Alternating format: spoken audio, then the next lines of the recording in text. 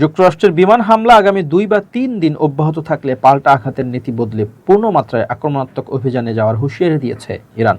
দেশটির সর্বোচ্চ নেতার সামরিক উপদেষ্টা মেজর জেনারেল মোহসেন রেজাইর বরাত দিয়ে শুক্রবার ইরানের রাষ্ট্রীয় সংবাদ সংস্থা IRIB এ তথ্য দিয়েছে।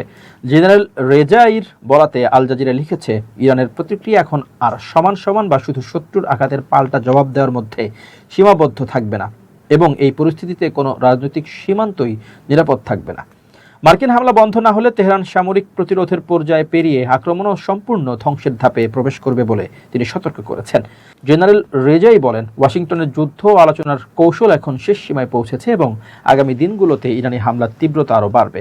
বৃহস্পতিবার রাত থেকে শুক্রবার পর্যন্ত ইরানের অভ্যন্তরে যুক্তরাষ্ট্রের চালানো বিমান হামলায় অন্তত 8 জন নিহত হওয়ার তথ্য দিয়েছে তেহরান।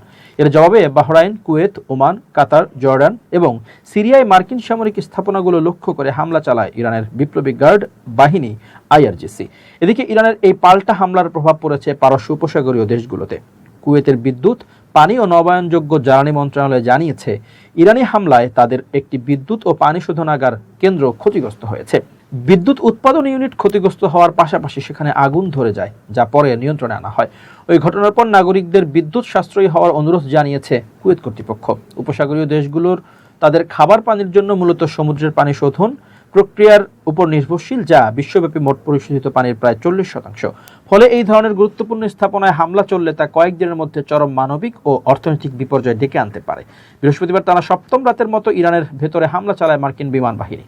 পারস্য উপসাগরের তেলবাহী ট্যাঙ্কার বিস্ফোরণের ঘটনায় ইরান জড়িত বলে ওয়াশিংটন ও মার্কিন সেন্টকম দাবি করার পর থেকে এই ধারাবাহিক হামলা চলছে।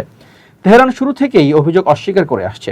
মার্কিন হামলার জেরে ইরানে যে ব্যাপক অবকাঠামোগত ক্ষয়ক্ষতি হয়েছে অনুসন্ধান চালিয়ে এ ব্যাপারে নিশ্চিত হওয়ার কথা বলেছে ব্রিটিশ সংবাদ মাধ্যম BBC।